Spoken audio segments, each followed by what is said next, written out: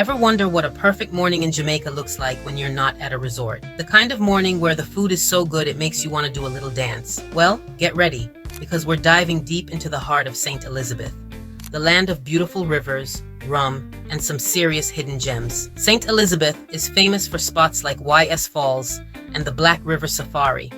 But today, we're finding some of the real, authentic treasures of Treasure Beach. My day started the right way, with a good belly full of breakfast at Smurfs Cafe. This little spot is a true vibe, serving up both classic Jamaican and American breakfast. I went with the ackee and saltfish, of course, and washed it down with a fruit smoothie. It was beyond delicious. What's even cooler is that Smurfs is on a compound where you can catch a yoga class, buy some natural products, or just chill out and listen to a local musician play some tunes. It's the perfect way to start your day on island time. After fueling up, it was time for some retail therapy. I was on the hunt for something truly special. So I went to the Artisan Wood of Life shop, owned by the super talented local wood craftsman, Wright. This man is a genius. His shop is filled with beautiful handmade items like eating utensils, jewelry, and jewelry boxes. I just had to buy a few pieces that I absolutely love.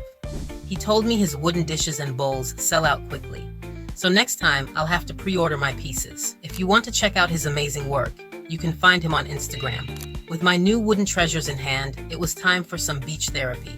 I headed straight for Frenchman's Bay. Now this beach is different. The sand is usually a beautiful brown, but when it rains, it turns black.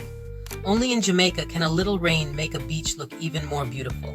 And while the rain was falling, I sat back and enjoyed some fried fish and bammy. Talk about pure bliss. I hung out at the beach for a while, just taking it all in, until it was time for the grand finale, watching the sunset. St. Elizabeth never ever disappoints.